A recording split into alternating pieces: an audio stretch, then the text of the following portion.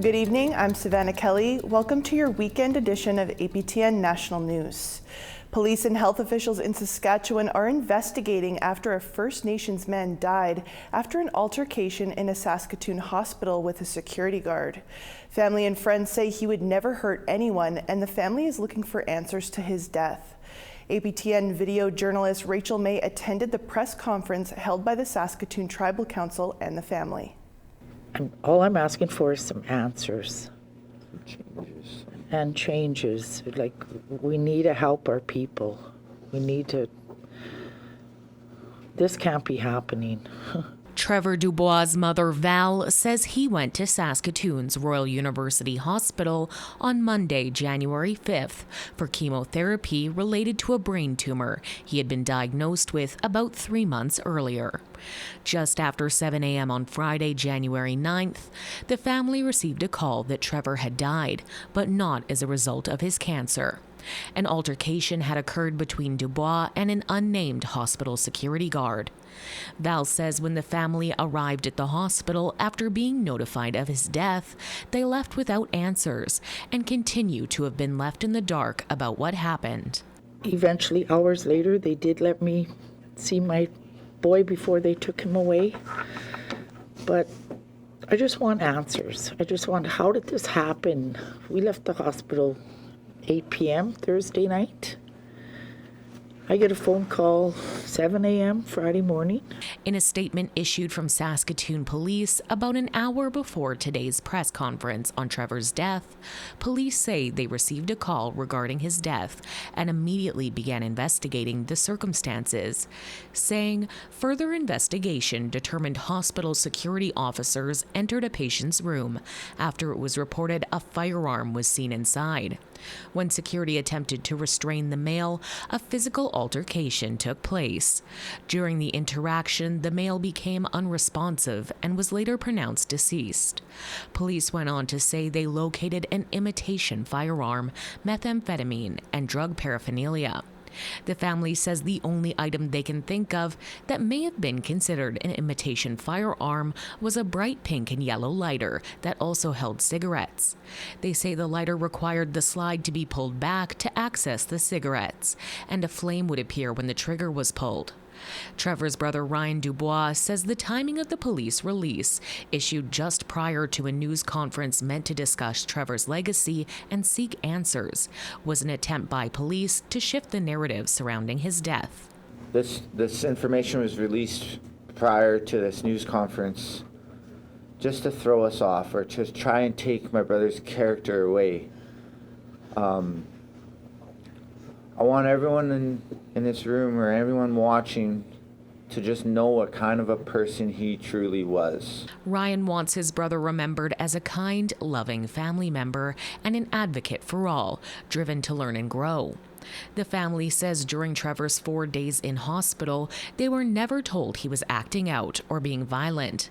They recall laughing and joking with him the last time they spoke. Ryan says the family is determined to get answers and wants changes within the health authority so this never happens again. There's other things that could have been in place. There's other safeguards that could have been set up prior or even now after. Accepting responsibility, saying, hey, maybe the security guard wasn't trained properly. Maybe the situation got out of hand, but we are responsible. We're sorry for it. The Saskatchewan Health Authority issued a statement shortly after Trevor's death, saying the Saskatchewan Health Authority, SHA, is committed to accountability and to ensure a safe care environment for patients, visitors, and staff. The SHA takes this incident extremely seriously, and we extend our sincere condolences to the patient's family and loved ones. In a statement issued following the press conference, the Saskatchewan Health Authority confirmed the security guard involved in the altercation has been suspended pending the outcome of an incident review and a related labor relations investigation. The SHA says it is unable to provide additional information at this time, but will share updates when appropriate. Rachel May, APTN National News, Saskatoon. A series of profanity-filled voicemails allegedly left by an elected official with the Métis Nation Saskatchewan have been made public. The messages are said to be tied to a family feud, and they include insults and threats of violence. APTN video journalist Rachel May spoke with one of the people who says she was on the receiving end of some of those voicemails. You're an ignorant. You will never, ever, ever get help from the Métis Nation as long as I'm around. That was one of many voicemails left by MNS Eastern Region 2 Representative Brent Dignes, according to his sister Dion Black. She says her brother left similar messages with other family members. She says a conflict began in 2020 when Dignes tried to take a road grader given to her and her husband, Wesley Black, by Dignes and Black's parents. Black says some voicemails date back to July 2025, but most were left on January 10th, 2026, with the final call around 7:30 p.m. His volatile behavior is random. You don't know what is going to set him off. She says after attending Métis local meetings and showing photos of her grandchild to MNS citizens, she received voicemails about her attendance. Don't come to any more local meetings. You're not welcome there. You make me want to puke, you dirty rotten. You scatterbrained. Black has filed RCMP reports and sought a protection order, but it was denied. She and her husband reported the most recent voicemail incident to the RCMP, hoping to secure an order this time. In a statement, MNS says Dignes has been removed from his ministerial roles and is chair of the Clarence Campo Development Fund and the Saskatchewan Métis Economic Development Corporation. President Glenn McCallum will assume those roles. The statement also says, quote, "These actions are necessary to uphold the integrity of our government and to adhere to the values we hold as Métis people." The MNS Ethics Committee is now investigating. Black says she hopes MNS upholds their code of conduct and takes action. I want them to make him accountable and not just try to brush this under the table and minimize it. That this is serious, and he has done this. It's a repeated pattern of his, and it's escalating. Black says she hopes Dignes is terminated and that 2 elected officials currently barred from provincial Métis Council meetings are reinstated, saying their actions do not compare to her brother's. Dignes apologized on his personal Facebook page, saying he accepts the consequences of his actions and asking not to be judged. Rachel May, APTN National News, Saskatoon. More information now about the fire in Winnipeg that left one building destroyed and a homeless shelter evacuated. The city's mayor and fire chief spoke with reporters Wednesday afternoon. APTN's Sav Jonza brings us the details. The historic Man-Win Hotel in Winnipeg's downtown core was destroyed by a fire that began around 3:45 a.m. Wednesday morning. Fire crews were still blasting water on the wreckage into the afternoon, with an emergency demolition taking place soon after to remove whatever was left standing. The neighboring Main Street project, shelter and food bank, was evacuated as a precaution. These buildings are all very important to our community, and I am very grateful for our crews for their hard work in preventing further damage to the buildings in the area. Fire Chief Christian Schmidt says a crew arrived to the fire about 4 minutes after the 911 call, with a total of 49 firefighters at the scene within 15 minutes. He says no injuries have been reported, but added that they could not search the vacant Man-Win Hotel for squatters due to the fire conditions. The cause of the fire is still under investigation. The neglected hotel was used as a single-room occupancy for several years before being forced to close in February 2025 due to ongoing health and safety hazards. It's always very, very unfortunate when we lose a heritage building in the city. But I think what has happened today is proof that we made the right call in shutting down the Man-Win a year ago. The building suffered from numerous fire safety issues, and this could have been a much worse tragedy if there were dozens of people still living there. The hotel was put up for sale last year for just under $2.8 million before the listing expired. APTN Investigates toured the building in 2024, revealing the shocking living conditions that tenants were subjected to. At the time, many of those living in the Manwin Hotel were Indigenous people trying to evade homelessness. All these properties that are vacant and derelict, not only are they a hazard to catch fire like we've seen today and put other properties at risk, and more importantly, residents at risk and our firefighters. Winnipeg temperatures are expected to get colder in the coming days, hitting wind chill lows well below -30 over the weekend. That's already bad news for Winnipeg's unhoused population, but made worse with the Main Street Project shelter now closed for a few days due to the fire. Roughly 300 people use the shelter daily, says their executive director, Jamil Mahmood. Other shelters in the city are making room in already tight spaces to help out. Sav Jonesa, APTN National News, Winnipeg. On the 10-year anniversary of a Quebec study into the impacts of residential schools, we take a look to see how the findings of this study have translated into reality. We'll bring you that story after the break.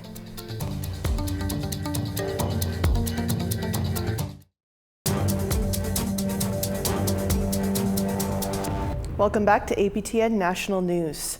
One of the rare studies Quebec conducted on the impacts of residential schools marks its 10th anniversary. Our APTN journalist Stephanie DeSève wanted to see how the findings of this study have translated into reality since 2016. We see that those who went to residential schools or when their parents went to residential schools, they suffer more. Researcher Jacinthe Dion co-wrote the study back in 2016. She recently looked back at its findings. They have more psychological distress, more alcohol or drug abuse, so it's more difficult for them. She sought to understand the impact of residential schools on 300 First Nations people. We found that a third of them have suffered from sexual abuse during childhood. A third of them also have suffered from physical abuse, and they are also exposed, to 60% of them were exposed to intimate violence. In the research done a decade ago, Dion concluded that a holistic approach with treatments that are culturally appropriate and that take into account cultural and Indigenous identity would be most effective. So what's happened since the study was first released? Well, Montreal welcomed the first Indigenous Family Health Clinic in April 2024. La clinique est née d'un événement malheureux suite au décès de Joyce Echaquan. Yvick Olek is the Health and Wellness Director at Native Montreal. Le médecin et l'infirmière vont prendre beaucoup plus de temps avec les personnes afin de vraiment créer un lien thérapeutique. Puis d'acquérir la confiance, parce qu'une des choses qui bloquait l'accessibilité, c'était pas juste une accessibilité physique, c'était la méfiance, la complexité du système. The clinic also offers treatment by traditional healers, which, according to Yvick, may also be recommended by doctors. The treatment takes place in the Cedar Room, where we find Tili Gassani-Sachs, a Mohawk from Ganawage. So not everybody wants a smudge. Tili takes the time to build trust and adapts to the needs of the individual. I ask, is this something that you would like? And then slowly, bit by bit, the other person will open up, start talking a little bit about themselves, and eventually we'll figure out what it is, what the purpose of this little meeting that we would have together. She has been working with elder Sedalia Fazio from Ganawage. For 20 years, Fazio taught Tili about culture and traditions. Tili realized the importance of connection and having a safe space to share. So if people can talk, if people can cry, that's letting it out. That's getting everything that's inside here, that chance to breathe, to be let go and allow that space to breathe. According to 2024 statistics, 2,500 Indigenous people received treatment in one of the 8 clinics associated with a friendship center in Quebec. Despite the services offered, Dion emphasizes that more efforts are needed to educate non-Indigenous people about the lived experience by Indigenous people. They should intervene with what we call the cultural safety approach, so they need to take care of who they are, what is their identity, the Indigenous identity, all their culture. They need to take that into consideration. So yes, it's better, but we need to work again more to train all of those people. I have a wonderful adoption. My mother did the very, very the best for me. Having been adopted during the 60s scoop, Tilly is part of the Bear clan. She herself was not connected to her people, but working with the community has brought her closer to her roots. That was like a storm cloud above my head for many, many years. And it felt to be a troubled place until I realized that Creator knows who I am. And that storm cloud produces water. Water's cleansing, water's healing. Stéphanie Desèvres, APTN National News, Montreal. Lacrosse is returning to the Olympic Games, but potential roadblocks may prevent First Nations athletes from competing. Stick around for that story after the break.